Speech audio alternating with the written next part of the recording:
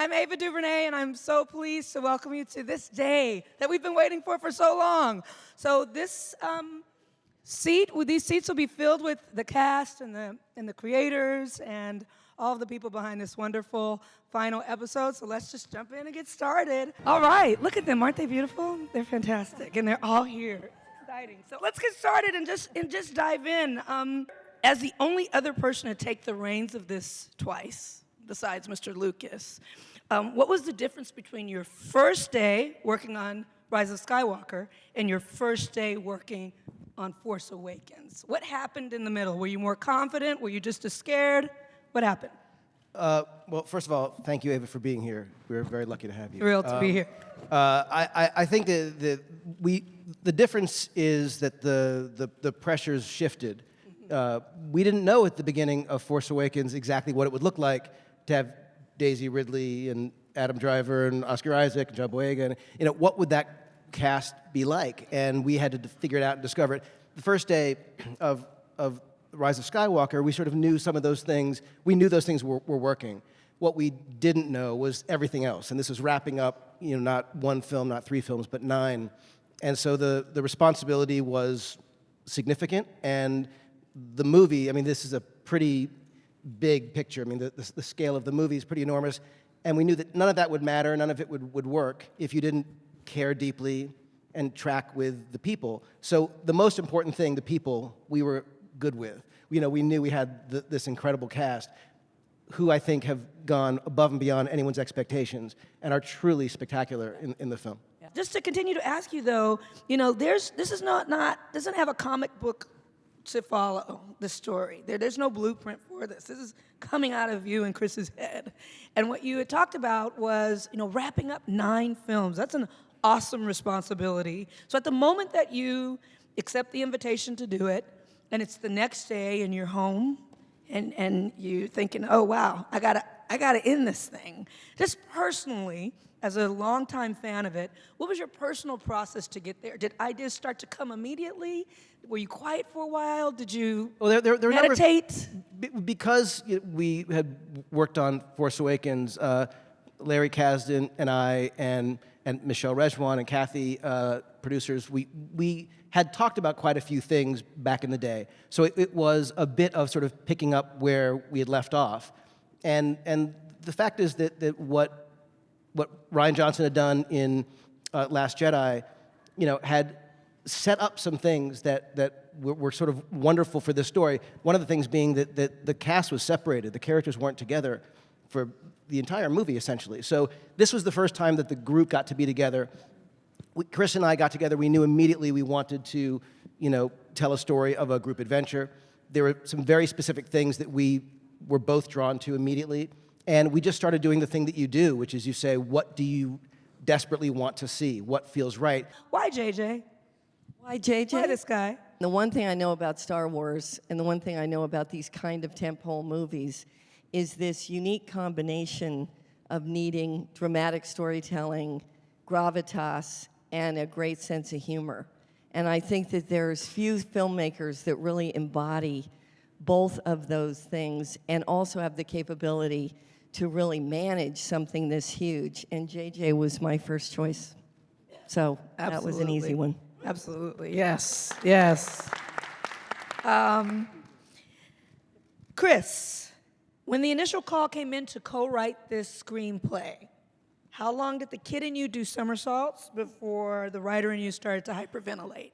Because I don't even know how you approach something like this. I think I was on East 12th Street in Manhattan when I spoke to JJ. JJ had been calling and leaving messages, and I was in a screening.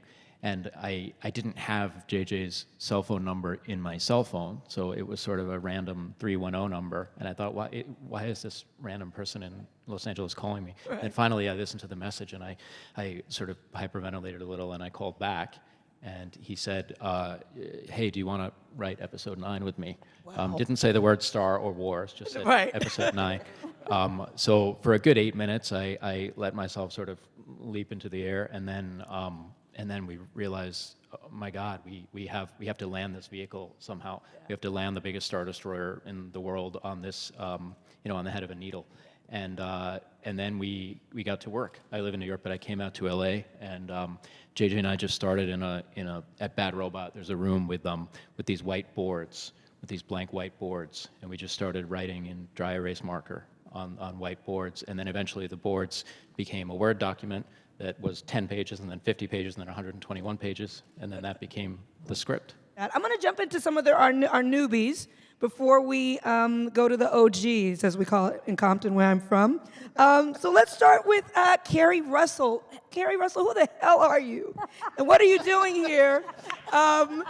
You play Zori Bliss. And I just have to tell you, love her. I mean, love her. She's hot. She's badass. From the moment you see her, I just wanted to see more of her. Can you tell us a little bit about her? How did you approach her? And did the anonymity of being masked as an actor add something new for you to play with? Definitely. No, JJ called me or emailed me and said, "Do you want to be in Star Wars?" And I was like, yeah. And, but then he told me about the idea about the mask, and yeah, personally, I love the mask. I mean, that's my fantasy dream sequence, that I can see everyone in this super tough version of myself, costume, and no one can see me. I mean, that's my dream. It's a real power play in a way, because no one can really see what you're thinking, but you can see everyone else. But yeah, it was amazing, and I've known JJ for so long, and I just feel like we have a shorthand, and we speak the same language in a way, and I just feel like JJ got to finish a piece of history in a way by getting to do this, and he did such a great job. He really did. Jana, Naomi, welcome. This is a big thing to step into. You're, for any actor with tons of experience and a lot behind them, it's a lot to step into. Let alone someone who's newer to the scene. Yeah. So, did you just come in and say, you know what, I'm gonna walk on with just swagger. I'm gonna be fearless, or did you just, just kind of how did you prepare? Did you have a defining moment where you knew how you were gonna approach this? I felt like it was really through the physicality. Like I felt like Jana's strength was in her body. Like, she's a very grounded character. So when I got to training, that's when I started to be like, okay, I got this. right, okay, like being able to do pull-ups and horse riding, and then I guess with that came like confidence that I hadn't previously experienced, and then working with JJ and figuring out like what the balance was between, strength of a character, but also a vulnerable side. Someone with a heart. We don't always have to just be like strong and fierce, but you can also, sometimes vulnerability is strength at the same time. So kind of finding that balance was really interesting. And I feel like we found it by the end. I mean, literally, and also, like, because we watched it yesterday, I'm not being funny, like, I left it, like, my heart was beating so hard, and it's the most visually beautiful thing I've ever seen. It makes you feel like a child, and there was an element of feeling like a child on set that, I mean, it's like the whole cast allowed that to happen, and JJ was the one who allowed us to be here, so yeah, very grateful. Yes, well done. Kelly Marie Tran, you're back. You're back. What was the camaraderie like on set, getting the gang back together? Like I said, as you're watching it, it's just so heart expanding to see everyone in the same scenes together. What was it like actually doing it? It was really wonderful. I think that from the last film, there seems to be such a, bond between everyone. And then also the new guys. Like, everyone just feels, it sounds so cheesy and so cliche, and it is, but it truly feels like everyone's a family, and we're all just there to have fun and be part of something that's so much bigger than us as individuals. And that's a really cool thing to share with people, so. It felt like these scenes denoted community, right, in the scenes within them, but they also were very closely connected to Carrie. And so I wanted you to chat a little bit about, the feeling on the set around doing that work in her absence. Yeah. I think for myself, I can only speak for myself, there is sort of this idea that, JJ has talked about ending 9 films, and Carrie was such a big part of all of that. So I think for me personally, there was a lot of wanting to honor this thing and do right by this thing. Jonas, Chewbacca. Why? Love it. Why has he endured? Why do we love him? What are the qualities that endear him to us? You've thought about him more than the rest of us. What is it? I mean, for that, we have to go back to 1977 or whatever, and when George found Peter Mayhew to play this character that was supposed to be, nobody knew what it was going to be, and it's that thing where you don't know going into these things how it's gonna look. And I think Chewbacca's endurance has to do with the fact that Peter's unique physicality that I sort of inherited and I try to bring on screen. It created this character that moves not quite like a human. It's very unique, the way Chewbacca appears on screen, and the way he's. So that's what created the memorability of that character, and what people, even if they haven't seen Star Wars, they might know what Chewbacca is, and that's what I'm a custodian of. And that's what I've taken. And when Peter passed this last year, I was heartbroken. But I like to think that in this film, I attempted to do him justice. And while working with this incredible cast, I'm really happy that we're part of something that's so much bigger than ourselves, but that we still get to play and have fun in. And for that, I'm forever grateful to be a part of this. Anthony Daniels, the great. Can we give him a round of applause? Immense respect to you, sir. You've been in all of the Star Wars episodes. This is your final walk as C-3PO. It's been a joy to watch you through every film. So thank you for what you've given. It's Thank really you for fantastic. saying that, and thanks to everybody who has kind of been fond of 3PO over the years. Some of you will be there. Yes. Thank you very much. More than fond. We love him. Can you just sum up your journey as an actor? You've done something in these films that hasn't been duplicated, that no one else has done.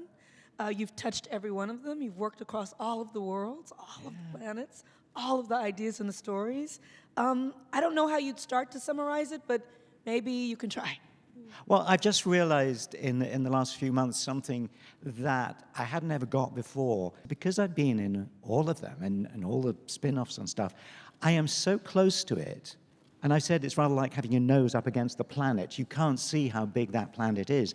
And gradually now, I'm beginning to get a perspective on it. And that comes from talking to fans, to people who say what Star Wars has meant to them over the years. It's meant something completely different to me.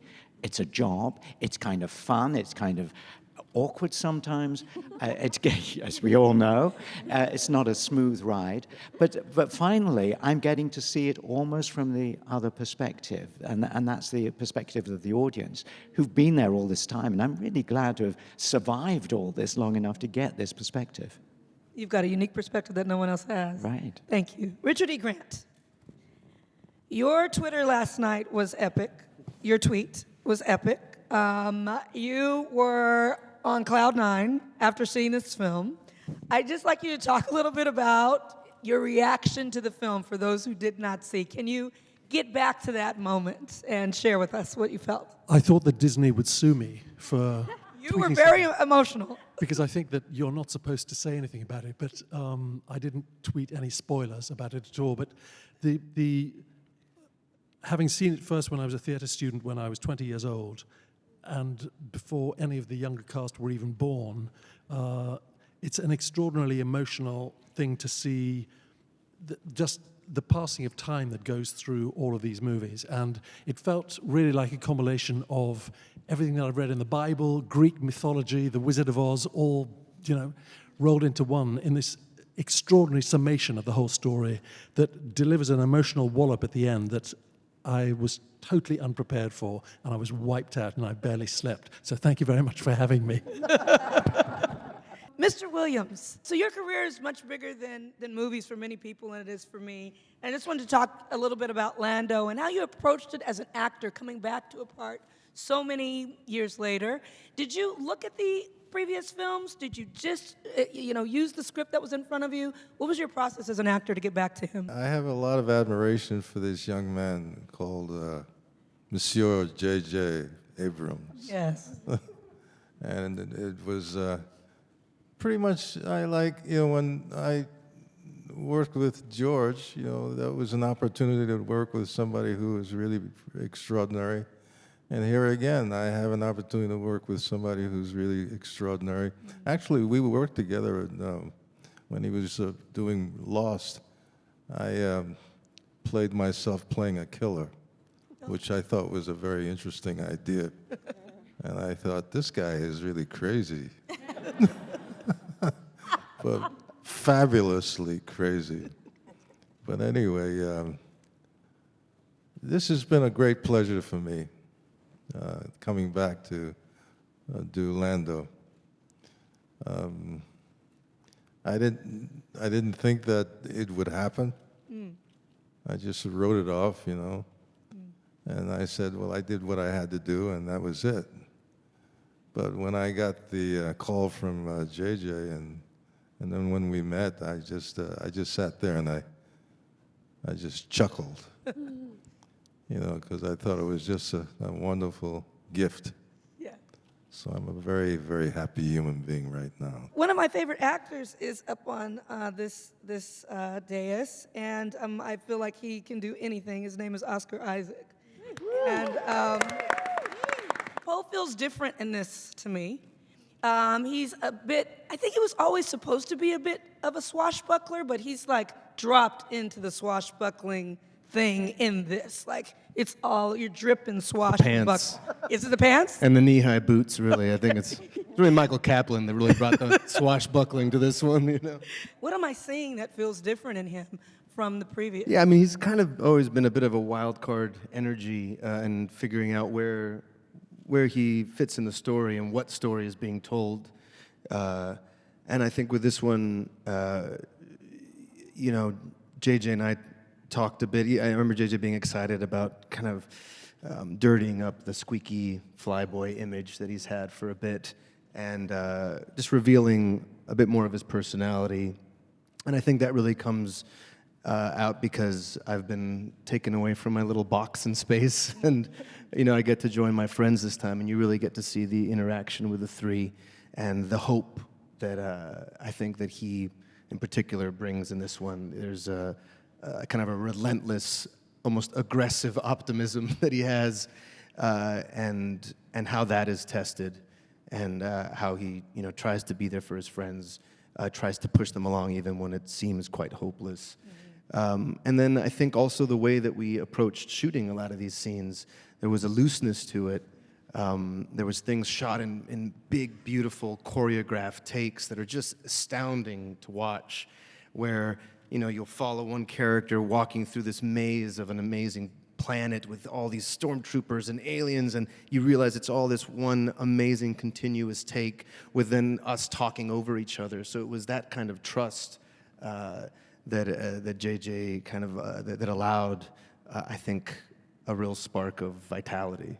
You and John, I mean, John is like walking charisma, like charisma on legs. Like if you look up charisma in the dictionary, it's John with legs. The two of, I have a different dictionary, special one. But the two of you have, it might be the greatest bromance in. It's juicy. It's hot, it's good. But this connection, was it something that you all had to work at? Is it something that is contrived and you really don't like each other? Like how does this clicking that we see on camera? John, can you speak a little bit to the relationship? When Oscar first came in, there was some other actor that I read with, and the chemistry was blatant, and there was a natural vibe between me and Oscar. I don't even know why. I just liked the guy. And I just walked into my dressing room, and it was so sweet. He's like, you want to run the scene before? I was like, yeah. And then we just got in the dressing room, butt to butt, and ran the scene together. Yeah. And then from then on, we've been in that position ever since. I just think, it is what it is. It's just a good chemistry, and I think I felt most comfortable when I was while auditioning doing the scenes where Poe was involved anyway, because I've always liked the guys in the film. I just like the boys. You know, I love that. I love that element, and I was glad that we could find that in our relationship. Yeah, it really comes through. It's beautiful. It's really fun to watch. Anything that you learned from this part that you were surprised that you learned now that, you know, we're at the final episode from when you first tackled it to now? A big lesson that he gave you when he talks to you in his head. And I'm not talking about JJ, I'm talking about Finn. Oh, Finn. When Finn talks to you in his head, not when JJ talks to you in your head. What has he taught you? I just like loyalty. Loyalty is something that I find very, very important in my personal life. I think it's super important to be loyal and to understand the way in which people want to be loved and communicated with. It's like, you know, proactive love is something that Finn does on a day-to-day basis, you know. Throughout the film, a lot of the times, Ray is going off on this, you know, really hard journey as a character blessed with so much power, and Finn tries to support her in that journey, and sometimes it's hard. And, you know, in my real life, you know, if I've tried to get in contact with you 3-4 times and you're going off, I'm going to leave you alone. Finn's going to come for you and try and make it work regardless. So, Adam, you, am I technically in the proper Star Wars lore if I don't just call him Kylo Ren? He's also Ben Solo, right? Like, if I say Ben Solo, is that also accurate? Or no? Can he not be Ben Solo, or is he rejected Ben Solo and I should not use those words? Wow, he's really thinking about it. Yes and no. Okay, well, let me ask you. My question is, in your performance of Kylo Ren, did you allow Ben Solo and who he was before to influence the way that you played Kylo? Or once you entered into Kylo Ren, were you in a completely different space? Did you bring his legacy and his heritage into the performance with you in this piece? In this one? Yes. I think maybe subconsciously. I don't think it's when people are actively trying to deny a certain part of their lives, I think they can do it pretty successfully. And then it just turns into what is happening around them that brings it out in them. So I think maybe, but it's not. I don't think it's something that we actively talked about playing it. But it definitely is the thought to have. And since you... But I think that's a testament to the writing that from the beginning it was never someone... You know, from the beginning, it being called Force Awakens was intentional in that it was the Force Awakening for both sides, the light and the dark. And JJ, even in those first meetings, talking about someone who is unformed and not a, you know, quintessential, in control, you know, of his faculties, knows where he fits in the, you know, which again is helpful for me as an actor because we were figuring out the same thing. It totally echoes what's going on in the story, you know, especially in the first one, new cast figuring out where you fit, you know, in a legacy that spans, you know, so much time. The end. Yeah. So that was helpful, but I guess in similar in that. I guess it's a subconscious thought in playing it. I guess it's also a subconscious thought as me as an actor thinking about it. So Daisy, would you say the biggest demands were more the physicality or the depth of some of the scenes emotionally? And which one? It's a good question because with the physical stuff, you train and train and train, and then the adrenaline helps you like on the day to like do the thing. But obviously the stamina needs to be there for you to continue to do the thing. But I would say I was more tired emotionally because there really wasn't a day where I was like, no, it's just a quick scene. Coming from the last one, which was quite heavy, even the joyous scenes I found very strange to do. And then obviously there's a lot of other stuff that's going on. And it's also tricky because understanding what JJ was asking of me, I'd be like, I know what you're asking, I just can't quite get there yet. So that was probably the most tricky thing, and sustaining that emotion. And there's more of a, I would say, like a singular intention that was tiring. Because as well, even in the emotional scenes, there's like a physical containment that is tiring. So really, I've not answered the question, and both things were hard. But what was it about the joyous scenes that created more of an obstacle for you? It's just so strange because I've gone from, a film with a lot of being like, please be my friend, Luke. And he's like, go away. And I'm like, no, please. And then, very emotional stuff with Adam. So coming back was so great, but it would be so, easy to just flow into it that then you're like, am I acting? Like, is this what is required?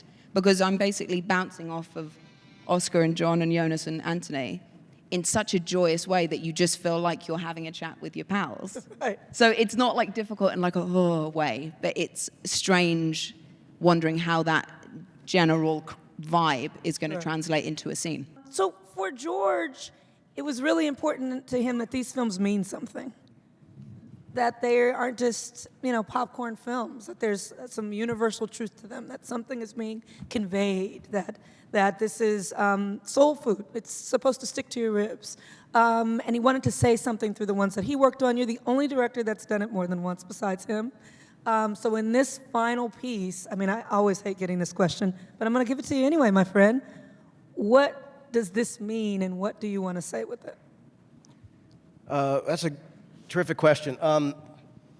I like to think that when you're working on something, especially something, and I say something like this as if these kind of things come along all the time, and they never do.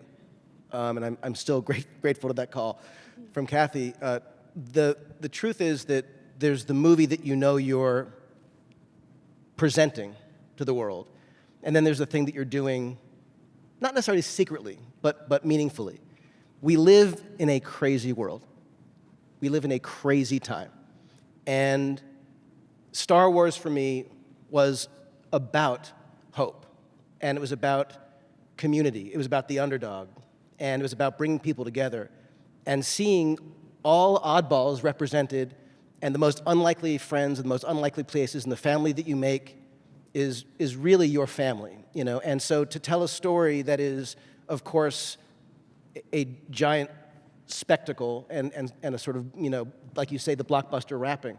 But the thing that mattered to me most, more than all the spectacular, unbelievable, I would argue, best work ILM has ever done, all the departments going beyond expectations, the thing that matters, I would say, most and only in the film is really the people who are sitting here, and what you're watching, and the eyes of the characters, and the heart of the characters. So for me, rather than give away sort of themes that Chris and I talked about doing, from the beginning, and what our specifics are, I will say that it really is about hope, and it's about coming back to a sense of possibility, about unity, and if Star Wars can't do that for us, I don't know what can. And now it's your turn. Time to ask questions. Here we go. Ma'am in the front. Yes, you. Here's a mic coming for you.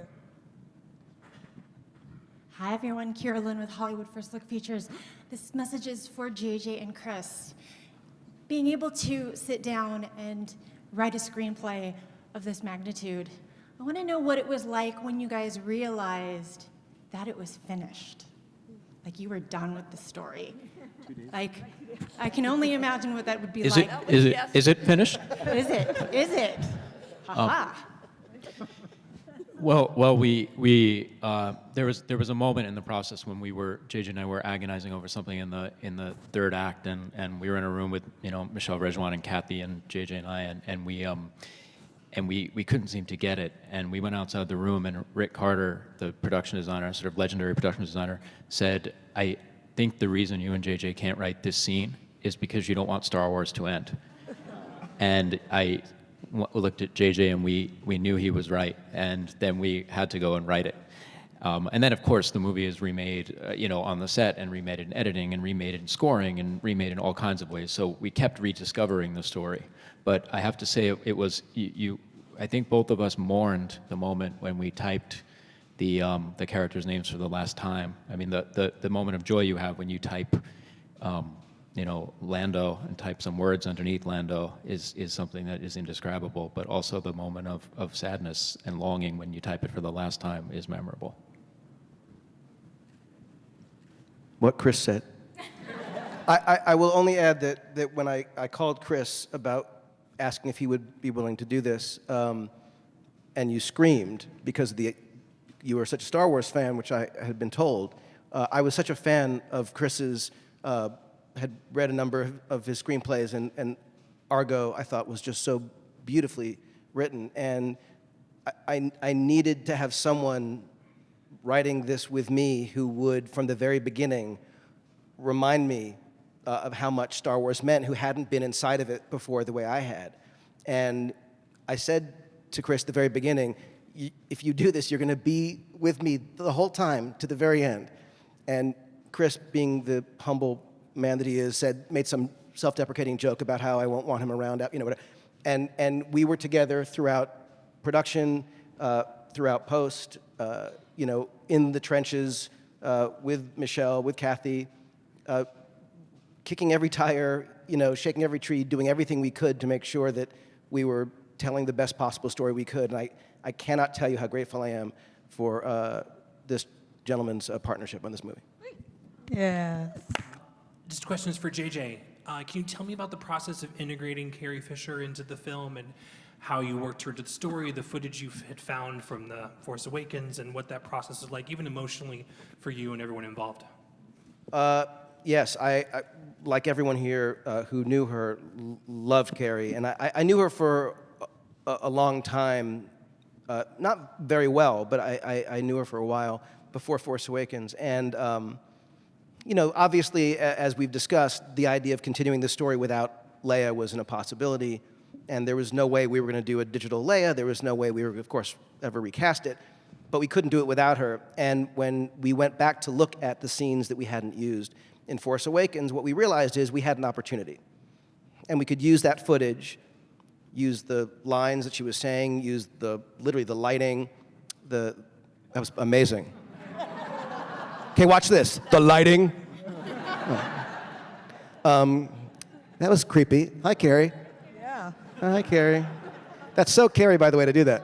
Yep. Really weird. In any event, we knew that we had an opportunity to use the footage to create scenes that Leia would be in. And of course, had Carrie been around, and it's still impossible for me to believe that she isn't, because we've been editing with her for about a year, and she's been very much alive with us in every scene. And it ended up being, if we had Carrie around, would we have done some different things here and there? Of course we would have. But we had an opportunity to have Carrie in the movie. And working with all the actors, including Billie Lourd, her daughter, who's in scenes with her, we were able to, I think, do something that Carrie herself, I'd like to think, would be happy with. She's great in the movie, of course, and it's still emotional and moving to think of her and how sad we all are that she's not sitting here with us today. The question was, what do you want your legacy to be? I think in itself to be part of something, like a lot of people in cinema are talking about representation and change and aren't doing it. So I think in itself being part of a team of people that look a little different, that are from different places, like in whatever form that is, gender, race, whatever it is, I think that in itself is a legacy to be proud of.